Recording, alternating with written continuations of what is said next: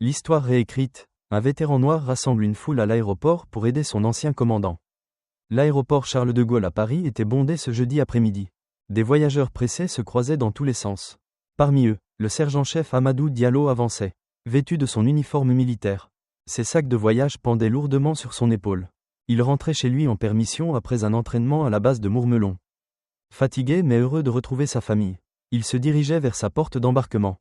Soudain, il l'aperçut. Au début, Amadou n'était pas sûr. Un homme seul, assis dans un fauteuil roulant près d'une vitre, semblait familier. Il était beaucoup plus maigre que dans ses souvenirs. Son allure imposante d'autrefois avait disparu. Ses épaules légèrement voûtées, mais ses yeux, Amadou ne pouvait pas se tromper. C'étaient les yeux qui avaient guidé leur unité dans les jours sombres en Afghanistan. Commandant Lefebvre, lança Amadou. Changeant de direction, l'homme leva la tête, un air confus sur le visage. Puis un sourire apparut. Diallo, c'est toi ? Sa voix était la même, profonde et autoritaire. Amadou sourit largement et tendit la main. Lefebvre la serra fermement, malgré sa faiblesse visible. Ça fait quoi, 5 ans, mon commandant ? Au moins, depuis ce dernier jour à Kaboul. Le visage de Lefebvre s'assombrit un instant. Tous deux se rappelèrent en silence ce jour tragique. Une embuscade leur avait coûté 3 camarades. Lefebvre avait été blessé, forcé de quitter l'armée. Amadou tira une chaise près de son ancien commandant. Pendant presque 20 minutes, ils parlèrent comme de vieux amis. Lefebvre avait subi plusieurs opérations, à la colonne vertébrale et aux jambes. Les médecins avaient d'abord cru qu'il remarcherait. Mais des complications l'avaient cloué dans ce fauteuil roulant. « Et qu'est-ce qui t'amène à Paris ?» demanda Amadou. Le visage de Lefebvre s'illumina. « Ma fille, Aïcha, termine ses études à Lyon. Elle est première de sa classe en ingénierie. La première de la famille à avoir un diplôme. C'est incroyable, mon commandant, vous devez être fier. Plus que les mots ne peuvent le dire, répondit Lefebvre, baissant les yeux. J'ai préparé ce voyage depuis des mois. Je ne voulais pas manquer ça. Amadou remarqua une pointe d'inquiétude dans sa voix. Quelque chose semblait étrange pour une si belle occasion. Quelque chose ne va pas. Mon commandant ? Lefebvre haussa les épaules, un peu gêné. Disons que je ne suis pas ravi de l'expérience à l'aéroport. C'est ma première fois en avion depuis, il montra son fauteuil. La compagnie dit qu'elle aide. Mais tu sais comment ça se passe. J'ai déjà eu du mal à arriver jusqu'ici. Amadou observa Lefebvre essayer d'ajuster sa position. Il grimaça légèrement sous l'effort. Cet homme avait autrefois porté un soldat blessé sur 3 kilomètres. Il avait dirigé leur unité avec un courage sans faille. Et maintenant, il peinait à être à l'aise dans un aéroport. Sans réfléchir, Amadou consulta sa montre. Puis il sortit son téléphone. C'est quand, votre vol pour Lyon ? 16h45, porte C12. Amadou hocha la tête, déjà sur l'application de la compagnie aérienne. Le mien n'est qu'à 19h30. Mais ce n'est pas la même compagnie. Lefebvre plissa les yeux, devinant ce qu'Amadou préparait. N'y pense même pas, sergent. Je me débrouillerai.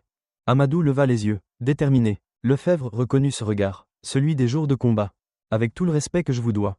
Mon commandant, je ne demande pas la permission. Ils se fixèrent un instant, comme autrefois sur le terrain. Mais Lefebvre céda le premier, un sourire reconnaissant sur le visage. Ses yeux brillaient légèrement. Tu as toujours été têtu, murmura-t-il. Amadou sourit. J'ai appris des meilleurs, mon commandant. Il se leva et saisit les poignées du fauteuil roulant. On va voir si je peux prendre votre vol. La remise de diplôme de votre fille. Ce n'est pas quelque chose à vivre seul. Ni l'un ni l'autre n'imaginaient que cet acte de loyauté allait se transformer. Une bataille inattendue les attendait dans cet aéroport français. Amadou poussa le fauteuil de Lefebvre vers le comptoir de la compagnie. Il naviguait dans la foule avec l'aisance d'un soldat habitué aux terrains difficiles. Les gens s'écartaient en voyant l'uniforme d'Amadou. Certains hochaient la tête avec respect. « Tu n'es pas obligé de faire ça », dit Lefebvre. Sa voix à peine audible. « Je ne veux pas que tu changes tes plans pour moi. » Amadou continua à pousser. « Mon commandant, vous avez déjà changé mes plans des tas de fois. Vous vous souvenez de cette patrouille de nuit à Herat ? » Lefebvre rit doucement. « C'était différent. C'était notre devoir. Et ça, c'est ce que font les amis, » répondit Amadou simplement. « J'ai 3 jours de permission. Rentrez ce soir ou demain matin. Ça ne change rien. » Ils arrivèrent au comptoir de service. Une employée, l'air fatigué, les accueillit avec un sourire professionnel. Amadou expliqua la situation. Il voulait prendre le même vol que Lefebvre. « Le vol pour Lyon est presque complet, » dit-elle en tapant sur son clavier. « Il reste une place, mais c'est en classe supérieure. Ça coûtera 450 €. Amadou sentit son estomac se nouer. C'était presque tout l'argent qu'il avait pour sa permission. Il hésita, puis tendit la main vers son portefeuille. Lefebvre l'arrêta d'un geste brusque. « N'y pense même pas, » dit-il fermement. « C'est ridicule. J'ai survécu à 2 missions sans toi. Je peux gérer un vol. » L'employé les regarda tour à tour. « Nous offrons de l'aide aux passagers handicapés, » proposa-t-elle. Il sera pris en charge. Amadou n'était pas convaincu. Il avait vu l'assistance dans les aéroports. Parfois, c'était bien. Parfois, on vous oubliait dans un coin pendant des heures. Il ne prendrait pas ce risque pour Lefebvre. Et si je l'accompagne juste à la porte? Pour l'installer dans l'avion? Demanda-t-il. L'employé secoua la tête. Règle de sécurité. Il faut une carte d'embarquement pour passer le contrôle. Amadou retint sa frustration. Il se souvenait de Lefebvre négociant avec des chefs locaux en Afghanistan. Si Lefebvre avait réussi ça, Amadou pouvait bien gérer une bureaucratie d'aéroport. Et un laissez-passer pour accompagner les mineurs ou les handicapés? L'employé parut surprise par sa connaissance. Oui, mais c'est généralement pour la famille. Il est plus que ma famille, dit Amadou fermement. On a vécu des choses que la plupart des familles ne connaîtront jamais. Lefebvre regarda Amadou, mêlant gratitude et gêne. L'employé hésita, puis hocha la tête. Je vais voir ce que je peux faire. Elle tapa sur son ordinateur et imprima un laissez-passer. Ça vous permet de passer la sécurité jusqu'à la porte. Mais pas de monter dans l'avion. Amadou prit le laissez-passer, soulagé. Merci. C'est un début. En direction de la sécurité. Lefebvre resta silencieux. Amadou s'arrêta dans un coin moins bondé. Tout va bien, mon commandant? Lefebvre fixa l'horizon. Tu n'aurais pas dû faire ça. Je veux le faire, insista Amadou. Après tout ce que vous avez fait pour nous là-bas. Il s'interrompit, submergé par les souvenirs. Lefebvre avait toujours mis ses hommes en premier. Il avait risqué sa vie pour sauver un blessé. Il avait tenu tête au supérieur pour protéger son unité. Vous nous avez dit que diriger, ce n'est pas donner des ordres, continua Amadou. C'est prendre soin de ses hommes. Vous l'avez fait pour nous. Maintenant, c'est à nous. Lefebvre leva les yeux vers Amadou. Quelque chose passa entre eux.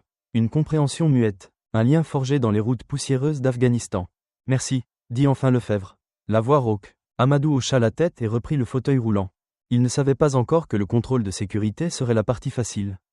Le vrai combat les attendait. La sécurité se passa sans problème. Les agents furent respectueux, surtout en voyant l'uniforme d'Amadou. L'un d'eux remercia les deux hommes pour leur service. Ils les guidèrent vers une file adaptée au fauteuil roulant. En approchant de la porte C12, Amadou remarqua que Lefebvre vérifiait sa montre souvent. On a encore du temps. Mon commandant, le rassura-t-il. Habitude militaire, répondit Lefebvre avec un petit sourire. Certaines choses ne partent jamais. La zone de la porte était déjà pleine de passagers pour Lyon. Amadou trouva un espace accessible près du comptoir d'embarquement. Il positionna Lefebvre pour qu'il voie le panneau d'affichage. Je vais vérifier avec l'agent pour l'embarquement, dit Amadou. Pour qu'on vous fasse monter en premier sans souci. Lefebvre hocha la tête, ajustant sa position. Il souffrait, même s'il essayait de le cacher. L'agent d'embarquement, une jeune femme nommée Claire, organisait les cartes d'embarquement. Excusez-moi, madame, commença Amadou poliment. J'accompagne un vétéran handicapé qui prend ce vol. Il est en fauteuil roulant, et je veux m'assurer qu'il soit bien aidé pour monter. Claire sourit professionnellement. Bien sûr, les passagers ayant besoin d'assistance montent en premier. Il voyage seul? Techniquement, oui, répondit Amadou, mais j'aimerais l'aider à s'installer dans l'avion avant de partir. Le sourire de Claire s'estompa légèrement. Désolé, mais seuls les passagers avec une carte d'embarquement peuvent monter. J'ai un laissez-passer, expliqua Amadou. Le montrant, le comptoir de service me l'a donné pour l'accompagner. Ça vous permet d'aller jusqu'à la porte. Pas dans l'avion, dit Claire fermement. Notre personnel l'aidera à embarquer. Amadou jeta un coup d'œil à Lefebvre. Il essayait de ramasser quelque chose tombé de son sac. Un passant s'arrêta pour l'aider. Avec tout le respect, dit Amadou à Claire. Ce n'est pas n'importe quel passager. C'est un commandant à la retraite, blessé au combat. On a servi ensemble, et je veux m'assurer qu'il soit bien installé. L'expression de Claire s'adoucit un instant, mais elle secoua la tête. Je comprends, mais c'est la règle. Pas d'exception. Amadou prit une grande inspiration. Il tenta autre chose. Puis-je acheter un billet pour ce vol? Juste pour l'aider? Je prendrai un autre vol après. Le vol est complet, répondit Claire. Et même si ce n'était pas le cas, il faudrait aller au guichet principal. Amadou sentit la frustration monter. Il avait géré des protocoles militaires complexes. Mais cette règle d'aéroport semblait infranchissable. Il doit y avoir une solution, insista-t-il. Claire se raidit. Monsieur, j'ai expliqué la règle. Notre personnel est formé pour aider les passagers handicapés. Maintenant, excusez-moi, je dois préparer l'embarquement. Amadou revint vers Lefebvre, cachant son agacement. Pas de chance? Demanda Lefebvre. Devinant la réponse. Ils ne me laissent pas vous aider à monter, admit Amadou. Ils disent que leur personnel s'en chargera. Lefebvre hocha la tête, résigné. Je t'avais dit de ne pas t'inquiéter. Je vais gérer. Ce n'est pas assez, dit Amadou, haussant légèrement la voix. Un couple à côté les regarda avec curiosité. Baisse la voix, sergent, dit Lefebvre calmement, reprenant son ton de commandant. Faire une scène ne sert à rien. Amadou se redressa instinctivement. Oui, mon commandant, mais je n'abandonne pas. Un homme plus âgé, assis en face, baissa son journal. Il portait une casquette de vétéran de l'Indochine. Il avait observé leur échange. Je ne voulais pas écouter, dit-il. Mais vous avez servi ensemble? Amadou hocha la tête. Oui, monsieur, en Afghanistan. 2 missions. Le vétéran les regarda, puis le comptoir où Claire faisait des annonces. On dirait un problème avec la compagnie, dit-il. Juste un malentendu sur les procédures, répondit Lefebvre diplomatiquement. Le vétéran fronça les sourcils. Ça ne me semble pas juste. Je peux demander quelle unité? Alors que les 3 hommes parlaient, d'autres passagers commencèrent à écouter. Ce qui était une frustration privée allait devenir bien plus grand. Le vétéran se présenta comme Monsieur Dubois. Il rapprocha sa chaise de Lefebvre et Amadou. Son intérêt attira une femme d'âge moyen à côté. Elle jetait des coups d'œil tout en feignant de lire un magazine. Donc, vous essayez d'aider votre commandant à monter dans l'avion. Et il refuse? Demanda Monsieur Dubois. Assez fort. Amadou hocha la tête. Ils disent que c'est la règle. Seuls les passagers avec billets peuvent embarquer. Monsieur Dubois secoua la tête. Qu'est-ce qui arrive à ce pays? De mon temps, on respectait les vétérans. La femme au magazine parla enfin. Mon mari était dans la marine pendant 20 ans. Ils ne peuvent vraiment pas faire une exception? Sa question attira un homme d'affaires au téléphone. Il raccrocha et se tourna vers eux. Quel est le problème? Demanda-t-il. Amadou expliqua brièvement la situation. D'autres passagers commencèrent à écouter. Une jeune étudiante retira ses écouteurs. Un couple âgé échangea des regards inquiets. Une hôtesse d'une autre compagnie s'arrêta en passant. Ça ne semble pas correct, dit l'hôtesse. J'ai vu des exceptions avant. Lefebvre, qui observait en silence, parla enfin. S'il vous plaît, j'apprécie votre intérêt, mais je ne veux pas causer de trouble. C'est juste un vol. Ce n'est pas qu'un vol, insista Monsieur Dubois. C'est une question de respect. L'homme d'affaires approuva. Je prends l'avion chaque semaine pour le travail. Les compagnies font des exceptions tout le temps. L'étudiante se pencha. Peut-être qu'on devrait tous dire quelque chose. Si assez de gens trouvent ça injuste. Amadou observa, stupéfait, une petite communauté se formait autour de Lefebvre. Ce qui avait commencé comme un problème privé devenait quelque chose de plus grand. Une mère avec 2 enfants s'approcha. J'ai entendu sans le vouloir, dit-elle. Mon frère est dans l'armée. On peut faire quelque chose? Monsieur Dubois se leva, ajustant sa casquette. Je vais parler à l'agent d'embarquement. Qui vient avec moi? Attendez, dit Lefebvre, levant la main. Le groupe se tut. Malgré son fauteuil roulant, son autorité naturelle restait évidente. J'apprécie ce que vous faites, mais je ne veux pas perturber vos voyages. L'homme d'affaires consulta sa montre. On a encore 40 minutes avant l'embarquement. Assez de temps pour régler ça calmement. Je suis d'accord, dit la femme dont le mari était marin. Et je veux parler à un superviseur. Amadou s'agenouilla près de Lefebvre. Mon commandant, je pense qu'on devrait les laisser aider. Parfois, le système a besoin d'un coup de pouce. Lefebvre regarda les visages autour de lui. Son expression mêlait gêne et gratitude. D'accord, dit-il enfin. Monsieur Dubois et l'homme d'affaires approchèrent le comptoir ensemble. Claire leva les yeux, surprise, puis inquiète en voyant le groupe. Elle prit son téléphone, probablement pour appeler du renfort. Pendant ce temps, la mère sortit son téléphone et filma. Au cas où, expliqua-t-elle. Mon mari dit que parfois, les choses changent quand on les rend publiques. Un adolescent, occupé sur son jeu, leva les yeux. Je peux poster ça sur les réseaux tout de suite, dit-il. Ma sœur a des milliers d'abonnés. Son père le fit taire. Ne nous emballons pas. Essayons de régler ça correctement d'abord. L'hôtesse d'une autre compagnie discutait avec un pilote en repos. Il parlait des règles et des exceptions. Le pilote hocha la tête. Il y a une clause pour ça, dit-il.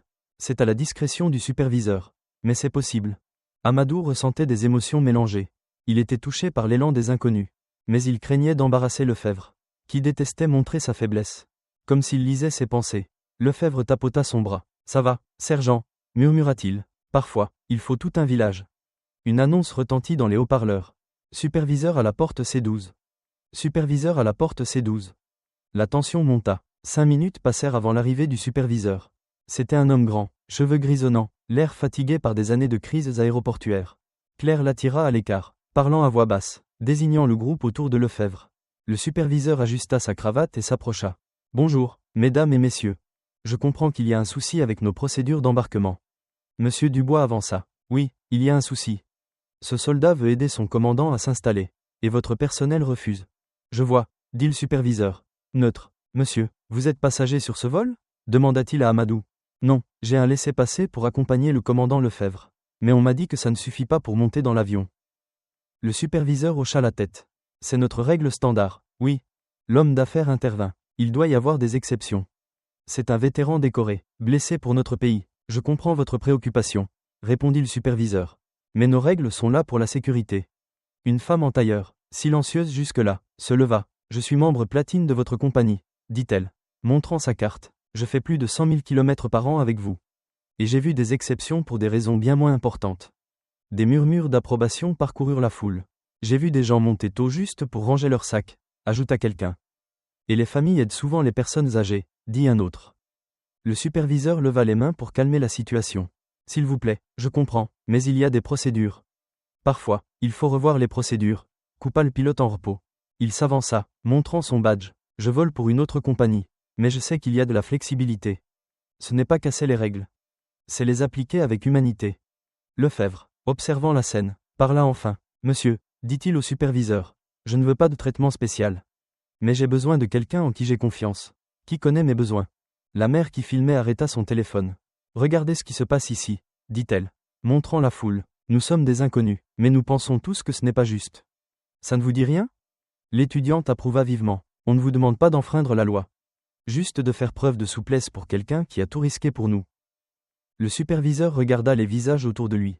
D'autres passagers des portes voisines s'étaient approchés. Le petit groupe comptait maintenant une trentaine de personnes. Laissez-moi passer un appel, dit-il enfin, s'éloignant avec son téléphone. Monsieur Dubois tapota l'épaule d'Amadou. Parfois, il faut un petit coup de pouce pour faire ce qui est juste. Amadou n'était pas sûr. Il avait vu assez de bureaucratie militaire pour savoir que les règles l'emportaient souvent. En attendant, une femme âgée s'approcha de Lefebvre avec une bouteille d'eau. Je me suis dit que vous aviez peut-être soif avec tout ça, dit-elle gentiment. Mon mari était en Algérie. Il est mort l'an dernier, mais il serait là à faire du bruit aussi.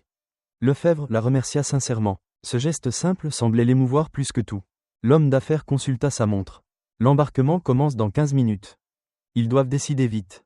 Comme par hasard, le superviseur revint, l'air impassible. La foule se tut, attendant. Amadou se rapprocha de Lefebvre, se tenant au repos comme par réflexe. J'ai parlé au responsable de l'aéroport, annonça le superviseur. Tout le monde retint son souffle. Et après avoir examiné la situation, il fit une pause. Regardant Amadou et Lefebvre, le sort de leur voyage dépendait d'un homme et de son respect des règles. Ou de la volonté collective d'inconnus devenus alliés dans un aéroport un jeudi ordinaire. Le superviseur s'éclaircit la gorge. Nous avons décidé de faire une exception. Un cri de joie éclata parmi les passagers. Monsieur Dubois tapa dans le dos d'Amadou. L'homme d'affaires serra la main du pilote. L'étudiante leva le poing. Même la mère fatiguée sourit. Continuant de filmer, le sergent-chef Diallo pourra accompagner le commandant Lefebvre et l'aider à s'installer, poursuivit le superviseur. Mais une fois le commandant installé, le sergent devra quitter l'avion avant la fermeture des portes. Amadou hocha la tête, reconnaissant. Merci, monsieur. C'est tout ce qu'on demandait. Le superviseur leva la main. Je n'ai pas fini. De plus, nous avons prévu qu'un représentant de la compagnie accueille le commandant Lefebvre à Lyon. Il l'aidera jusqu'à la récupération des bagages, où sa famille pourra le rejoindre. Lefebvre sembla sincèrement ému. C'est très gentil. Merci. Claire, l'agent d'embarquement, semblait mal à l'aise mais afficha un sourire professionnel. Le superviseur s'adressa à la foule. Merci à tous pour votre patience. Nous commençons l'embarquement dans 10 minutes. Les passagers se dispersèrent vers leur siège. Beaucoup s'arrêtèrent pour serrer la main de Lefebvre ou taper l'épaule d'Amadou. La femme âgée qui avait apporté l'eau se pencha et murmura quelque chose à Lefebvre. Il sourit pour la première fois depuis leur arrivée à la porte. Qu'a-t-elle dit ? Demanda Amadou après son départ. Lefebvre secoua la tête, les yeux brillants. Elle a dit que son mari serait fier de voir que les gens se soutiennent encore dans ce pays. Monsieur Dubois resta près d'eux, comme une sentinelle, jusqu'au début de l'embarquement. Vous savez, dit-il pensivement, quand je suis rentré d'Indochine, personne ne s'en souciait. On nous traitait comme des criminels. Ça fait du bien de voir que les choses ont changé. L'homme d'affaires s'approcha une dernière fois. Je voyage tout le temps pour le travail, dit-il. D'habitude, chacun est dans son monde, concentré sur sa destination. Je ne me souviens pas de la dernière fois où des inconnus se sont réunis comme ça. Amadou hocha la tête, encore sous le choc. Merci à tous d'avoir parlé. Ne nous remerciez pas, répondit l'homme d'affaires. À votre place, vous auriez fait pareil pour n'importe qui ici. C'est ce qui fait que ce pays vaut la peine de se battre. Un jeune employé de l'aéroport apporta une carte d'embarquement temporaire pour Amadou. Le superviseur m'a demandé de vous donner ça, dit-il. Ça vous permettra d'aider le commandant Lefebvre à s'installer. Elle sera annulée quand vous quitterez l'avion. Amadou l'accepta avec gratitude. Alors que l'employé s'éloignait, Lefebvre ajusta sa position, grimaçant légèrement. Ça va, mon commandant ? Demanda Amadou doucement. Juste raide, répondit Lefebvre. Trop longtemps assis. Amadou comprenait. Dans l'armée, ils avaient connu de longues périodes immobiles. Mais à l'époque, Lefebvre pouvait se lever et s'étirer. Maintenant, il était prisonnier de son fauteuil. Une réalité qu'Amadou peinait à imaginer. L'hôtesse qui les avait soutenus s'arrêta. Quand vous montez, conseilla-t-elle. Demandez une couverture tout de suite. La cabine peut être froide. surtout pour quelqu'un qui ne bouge pas beaucoup. Merci, dit Lefebvre. J'apprécie le conseil. Les annonces d'embarquement commencèrent. Claire appela les passagers ayant besoin d'assistance. Amadou se plaça derrière le fauteuil de Lefebvre. Prêt, mon commandant ? Demanda-t-il. Lefebvre hocha la tête, regardant le jeune soldat qui avait été sous ses ordres. Tu sais, dit-il doucement. Ce matin, je redoutais ce voyage. Je pensais que ce serait que des ennuis et de l'humiliation. Et maintenant ? Demanda Amadou. Lefebvre montra les passagers qui les observaient avec des sourires. Certains filmaient, d'autres regardaient simplement. Maintenant, dit Lefebvre, je crois que j'avais besoin de ce rappel. Pour chaque mur bureaucratique, il y a des gens prêts à le faire tomber. Pour chaque indignité, il y a aussi de la gentillesse inattendue. Amadou commença à pousser le fauteuil vers la porte d'embarquement. Claire les accueillit avec un sourire sincère cette fois. Derrière eux, Monsieur Dubois et d'autres applaudirent doucement. Les deux soldats s'apprêtaient à embarquer ensemble. Comme autrefois sur les champs de bataille. Amadou guida le fauteuil dans la passerelle. Le bruit des rampes rythmant leur avancée. Les hôtesses les accueillirent chaleureusement à la porte de l'avion. Elles avaient été briefées sur la situation. Bienvenue à bord, commandant Lefebvre, dit l'hôtesse principale. Son sourire sincère. Et merci pour votre service. Dans la cabine, quelque chose d'inattendu se produisit. Alors qu'Amadou poussait Lefebvre dans l'allée, les passagers déjà assis remarquèrent. Un homme au 3e rang se leva et applaudit. Un autre le rejoignit. Bientôt, toute la partie avant de l'avion éclata en applaudissements. Les oreilles de Lefebvre rougirent d'embarras. Mais Amadou vit l'émotion dans ses yeux. Pour un homme qui avait conduit des troupes sans trembler, cet hommage touchait quelque chose de profond. Votre siège est ici, dit Amadou, s'arrêtant à la rangée 12. C'était un siège côté couloir, facilitant le transfert. Avec des gestes précis, Amadou aida Lefebvre à passer du fauteuil au siège. L'hôtesse apporta une couverture et un oreiller. Comme promis, dit-elle en les tendant à Lefebvre. Pendant qu'Amadou rangeait le sac de Lefebvre dans le compartiment supérieur, le passager côté hublot se présenta. Je m'appelle Marc, dit-il, tendant la main à Lefebvre. J'ai entendu ce qui s'est passé à la porte. Mon fils est dans l'armée, basé à Toulon. Lefebvre serra sa main. C'est un monde différent de mon époque. Mais certaines choses ne changent pas. Marc hocha la tête. Il dit pareil quand il appelle.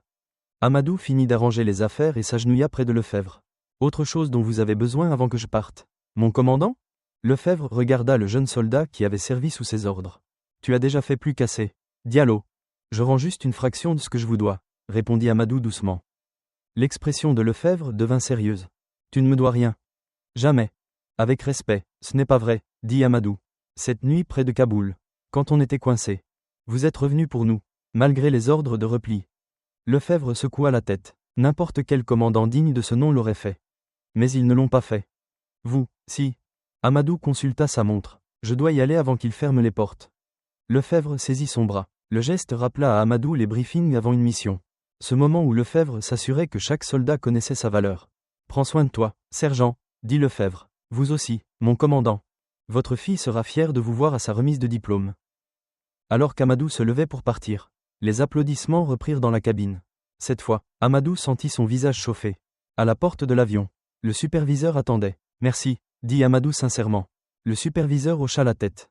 Parfois, les règles ont du sens. Et parfois, faire ce qui est juste passe au-dessus. Bon voyage, sergent. Amadou remonta la passerelle seul. Sa mission accomplie. Dans le terminal, il vit Monsieur Dubois près d'une vitre. Regardant l'avion. Tout va bien ? Demanda Monsieur Dubois. Tout va bien, confirma Amadou. Monsieur Dubois hocha la tête. Satisfait. Vous savez ce qui s'est passé aujourd'hui ? C'est important. Comment ça ? À petite échelle, on a changé le monde, dit Monsieur Dubois. La voix lourde d'expérience. Aujourd'hui, ces gens se souviendront de ce qu'ils ont fait. La prochaine fois qu'ils verront quelqu'un en difficulté, ils parleront peut-être plus vite. Les vagues se propagent. Amadou réfléchit en regardant la porte d'embarquement se fermer. Dans l'armée, le succès se mesurait en objectifs atteints. Mais Monsieur Dubois avait raison. Certaines victoires ne se mesuraient pas si facilement. 3 jours plus tard, Amadou reçut un message avec une photo. On y voyait Lefebvre dans son fauteuil roulant, rayonnant de fierté. À côté, une jeune femme en toge de diplômée. L'horizon de Lyon brillait en arrière-plan. Le message disait simplement « Mission accomplie, sans toi, je n'y serais pas arrivé. Certaines batailles valent la peine. Même dans les aéroports. Lefebvre ?» Amadou sourit et enregistra la photo. Dans un monde souvent divisé, ce qui s'était passé dans cet aéroport était un rappel. Quand des inconnus s'unissent pour ce qui compte, tout devient possible. Toutes les batailles ne se gagnent pas avec des armes. Toutes les victoires ne viennent pas de la force. Parfois, les plus grands combats se livrent dans les endroits les plus inattendus.